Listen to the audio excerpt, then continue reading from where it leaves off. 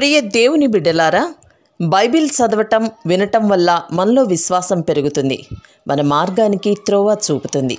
సమస్త జనులను శిష్యులనుగా చేయుడి మత్తయి 28:19 వచనంలో దేవుని వాక్యం తెలియచేస్తోంది. తెలుగు బైబిల్స్ను ఆర్ఆర్కే మూర్తి గారు రీసెర్చ్ చేసి విశ్లేషణ చేసిన బైబిల్లోని ప్రతి అధ్యాయాలను వచనాలను వరుస క్రమంలో అనగా ఆదికాండం నుండి ప్రకటనా గ్రంథం వరకు ఇవ్వబడుతుంది. ప్రతి ఒక్కరూ ఆధ్యాత్మికంగా విశ్వాసంలో బలపడి మీ జీవితంలో ఎదుర్కొంటున్న సమస్యల నుండి విడుదల పొందండి. ప్రతి ఒక్కరూ మీ దీవెన టీవీని సబ్స్క్రైబ్ చేసి ఈ వాక్యాన్ని లైక్ చేసి మీ మిత్రులకు బంధువులకు షేర్ చేయండి. దేవుని సువార్తను ప్రకటింపబడుటలో మీరు పాలిభాగస్తులు కండి. ప్రియ శ్రోతలు, ఈ రోజున మనం హోషియా గ్రంథం 10వ అధ్యాయం అధ్యయనం చేస్తాము. ప్రార్థన పూర్వకంగా వినండి. ఇశ్రాయేలు విస్తారముగా వ్యాపించిన ద్రాక్ష చెట్టుతో సమానం. వారు ఫలం ఫలించారు. ఫలము ఫలించిన కొలది వారు బలిపీఠములను మరి విశేషముగా కడుతూ వచ్చారు. తమ భూమి ఫలవంతమైన కొలది వారు తమ దేవతా స్తంభాలను మరీ విశేషముగా నిర్మించారు. వారి మనస్సు కపటమైనది గనుక వారు త్వరలోనే తమ అపరాధానికి శిక్షనొందుతారు. యెహోవా వారి బలిపీఠములను తుత్తునియలుగా చేస్తాడు.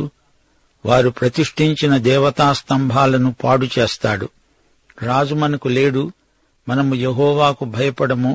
రాజు మనకేమి చేస్తాడు అని వారిప్పుడు చెబుతారు. అబద్ధ ప్రమాణాలు చేస్తారు, సంధులు చేస్తారు, ఒట్టి మాటలు పలుకుతారు. అందువలన భూమి సాళ్లలో విషపు కూర మొలిచినట్లు దేశములో వారి తీర్పులు బయలుదేరుతున్నాయి. బేతావెనులో ఉన్న దూడ విషయమై షోమ్రోను నివాసులు భయపడతారు. దాని ప్రభావం పోయిందని ప్రజలు, సంతోషిస్తున్న దాని అర్చకులు దుఃఖిస్తారు. ఎఫ్రాయిము అవమానము నొందడానికి ఇశ్రాయేలు వారు తాము చేసిన ఆలోచన వలన సిగ్గు తెచ్చుకోవడానికి అది అష్షూరు దేశములోనికి కొనిపోబడి రాజైన యారేబుకు కానుకగా ఇయ్యబడుతుంది. షోమ్రోను నాశనమవుతుంది. దాని రాజు నీళ్లలో కొట్టుకొని పోయే నురుగుతో సమానం. ఇశ్రాయేలు వారి పాపస్వరూపమైన ఆవెనులోని ఉన్నత స్థలాలు లయమవుతాయి. ముండ్ల చెట్ల కంప వారి బలిపీఠాల మీద పెరుగుతుంది. పర్వతాలను చూచి మమ్ములను మరుగు చేయండని, కొండలను చూచి మా మీద పడండని వారు చెబుతారు. ప్రియ శ్రోతలు, వింటున్నారా? రెండో యెరోబాము కాలంలో ఇశ్రాయేలు బాగా అభివృద్ధి చెందింది. సైన్యం పెద్దది, ఖజానాలో సమృద్ధిగా ధనం ఉంది. అయితే ఆధ్యాత్మికంగా దివాలా తీసింది. విగ్రహ పూజ మొదలుపెట్టింది. దేవుడిస్తున్నాడు గదా అని డబ్బు దుబారా చేస్తారు. ఆస్తిపాస్తులు అమితంగా సమకూర్చుకుంటారు. విలువైన సామగ్రి, విలాస వస్తువులతో ఇంటిని నింపివేసుకుంటారు. ఖరీదైన బట్టలు కొంటారు. అందాలకు, అలంకారాలకు ఎంతో డబ్బు వ్యయం చేస్తారు. అయితే లోకము ఇవ్వజూపేవన్నీ మనల్ని పరలోకానికి దూరం చేస్తాయి. ధనధాన్య సమృద్ధి గలవారు ఆత్మ పరీక్ష చేసుకోవాలి. నా డబ్బు ఎక్కడికి పోతోంది? దేవుణ్ణి మహిమపరచడానికి డబ్బు వినియోగమవుతోందా లేదా స్వార్థం కోసం డబ్బంతా వినియోగమవుతున్నదా? ఇశ్రాయేలుకు పశ్చాత్తాపం కలగటం లేదు. రాజు భయము లేదు, దేవుని భయమూ లేదు. రాజు మనకేం చేస్తాడు అంటూ మాట్లాడతారు. రాజెవరు, దేవుడెవరు అనేటంతవరకు వచ్చారు. దేవుని వైపు తిరగరు. దేవునికి వారు చేసే ప్రమాణాలలో యథార్థత బొత్తిగా లేదు. దేవుడైతే తన నిబంధనను తప్పక నెరవేరుస్తాడు. సోదరుడా, సోదరి, నీ సంగతేమిటి? శుష్కప్రియాలు, శూన్యహస్తాలు అయితే దేవుడెంతో బాధపడతాడు. ఈ విషయంలో ప్రతి ఒక్కరూ దేవుణ్ణి క్షమాపణ కొరకై వేడుకోవాలి. దేవునికి మాట ఇచ్చావంటే దాన్ని తప్పక నెరవేర్చాలి. ఇశ్రాయేలు విగ్రహాలను పూజించారు. అవి వారిని కాపాడగలిగాయా? వాటి శక్తి ఏపాటిది? వాటిని మీరు కాపాడాలా? లేగదూడ విగ్రహమా మీ నాయకుడు? అది మిమ్ములను నడిపిస్తోందా, లేక మీరే దాన్ని నడిపిస్తున్నారా? 9వ వచనం. ఇశ్రాయేలు, గిబియా దినముల నుండి నీవు పాపము చేస్తూ వచ్చావు. అక్కడ వారు నిలిచి ఉన్నారు. దుర్మార్గుల మీద జరిగిన యుద్ధం గిబియాలో వారి మీదికి రాగా నా ఇష్టప్రకారం నేను వారిని శిక్షిస్తాను. వారు చేసిన 2 దోషక్రియలకు నేను వారిని బంధింపగా అన్యజనులు కూడి వారి మీదికి వస్తారు. ఎఫ్రాయిము నూర్పునందు అభ్యాసము గలదై కంకులను తొక్కగోరే పెయ్యవలె ఉన్నది. అయితే దాని నున్నని మెడకు నేను కాడి కడతాను. ఎఫ్రాయిము చేత దున్నించడానికి నేను ఒకణ్ణి నియమిస్తాను. యూదా భూమిని దున్నుతుంది, యాకోబు దాన్ని చదును చేసుకుంటాడు. నీతి ఫలించున్నట్లు మీరు విత్తనం వేయండి, ప్రేమ అనే కోత మీరు కోయండి.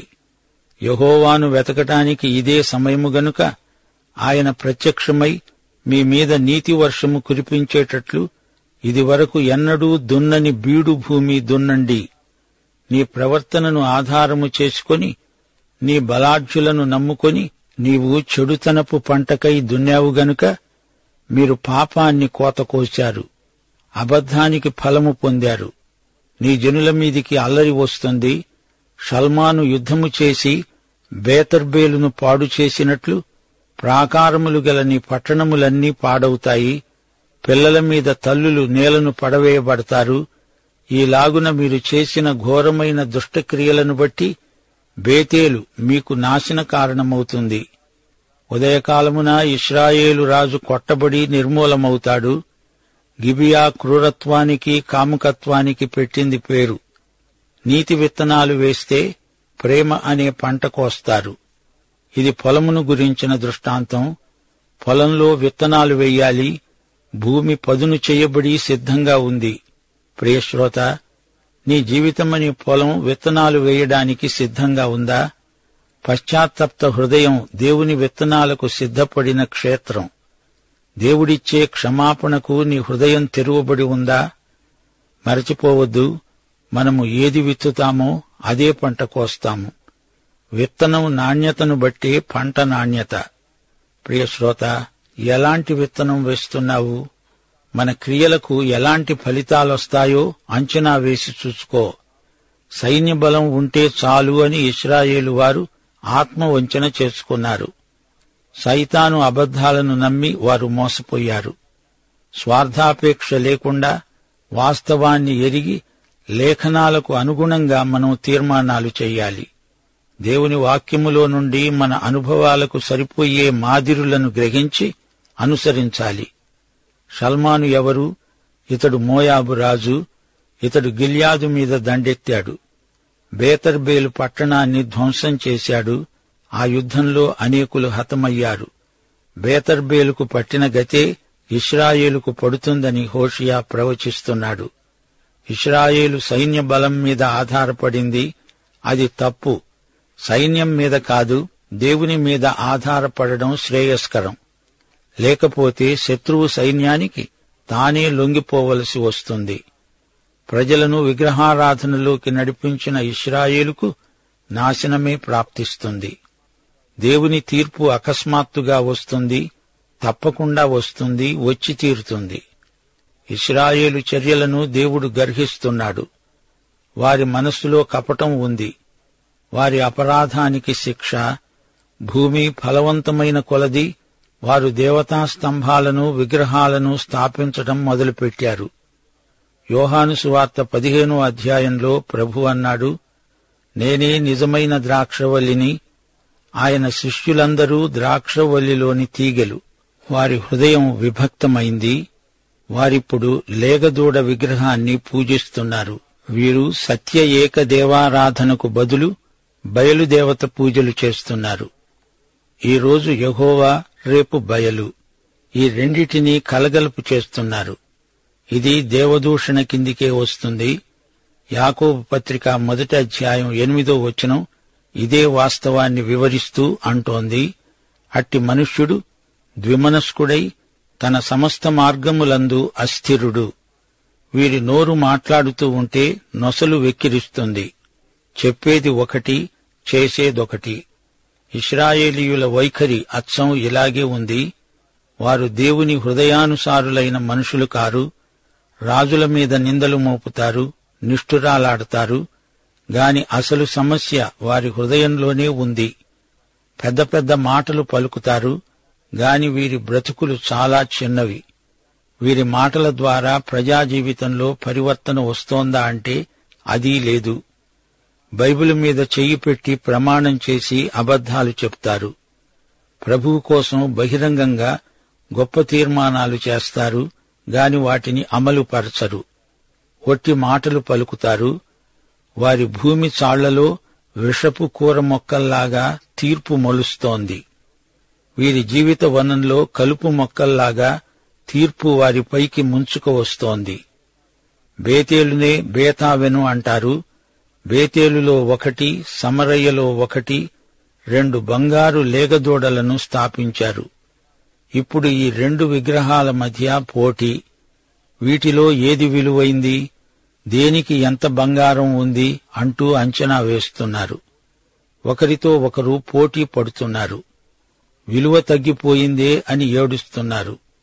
ఇదంతా విగ్రహ ప్రచారం, అంతకు మించి మరేమీ కాదు.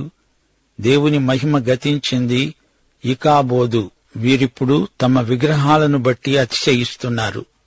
రాజులు నీళ్లలో కొట్టుకుని పోయే నురుగులాగా అవుతారు. ఆవెనులోని ఉన్నత స్థలాలు లయమవుతాయి. పర్వతాల మీద, తోపులలో, తోటలలో విగ్రహాలను స్థాపించుకున్నారు. ఓ పర్వతాల్లారా, కొండలారా, గుట్టలారా రండి, మమ్ములను దాచండి, మా మీద పడండి అని కేకలు పెడతారు. రాబోయే తీర్పును తప్పించుకోవడానికి విఫల ప్రయత్నాలు చేస్తారు. మహాశ్రమల కాలంలో అచ్చం ఇలానే జరుగుతుంది.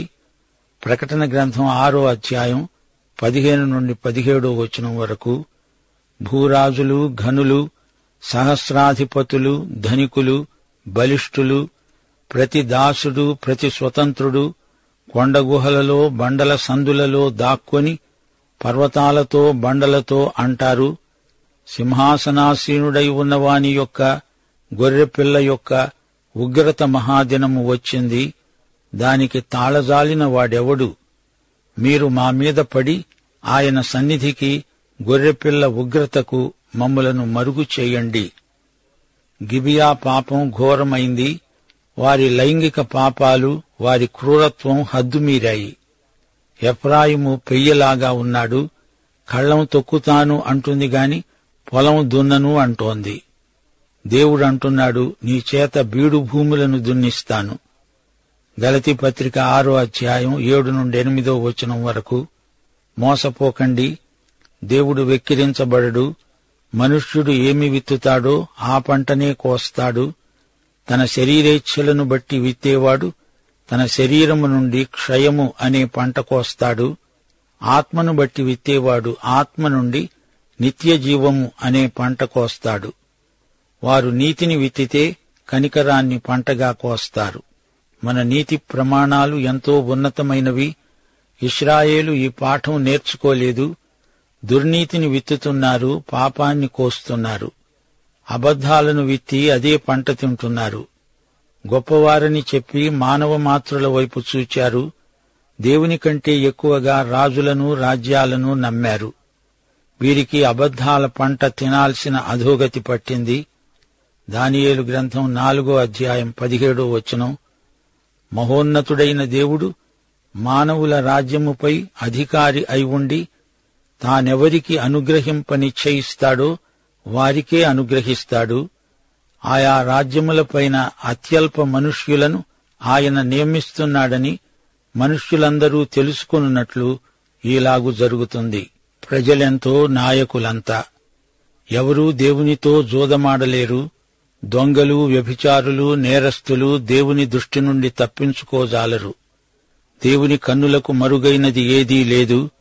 పాపాన్ని విత్తేవారు పాపపు పంటే కోస్తారు. పాపం దాగదు, అది ఎప్పుడో బయటపడి తీరుతుంది. బైబిలే సత్యగ్రంథం, వాక్యమే మన నీతి ప్రమాణం. అహాబును అడగండి, యెజబేలును అడగండి, ఇస్కరియోతు యూదాను అడగండి. వారి సాక్ష్యం వినండి. వారేమి విత్తారో అదే పంట కోశారు. ఈ సూత్రం ప్రతి మానవునికి వర్తిస్తుంది. పిల్లల మీద తల్లులు నేలపై పడవేయబడతారా? అది ఎలాంటి ఘోరం! అష్షూరు, బబులోను రాజులు ఇలాంటి ఘాతుక చర్యలు చేసేవారు. బబులోనులో ఇశ్రాయేలీయుల పిల్లలు ఏడుస్తూ అన్నారు, పాడు చేయబడబోయే బబులోను కుమారి, నీవు మాకు చేసిన క్రియలను బట్టి నీకు ప్రతీకారము చేసేవాడు ధన్యుడు. నీ పసిపిల్లలను పట్టుకొని వారిని బండకు వేసి కొట్టేవాడు ధన్యుడు. యుద్ధంలో అష్షూరు బబులోను సైనికులు క్రూరంగా ప్రజలను ఎలా హతమార్చారో తలుచుకుంటేనే మనకెంతో బాధ అనిపిస్తుంది. వారు అనాగరికులు అందామా?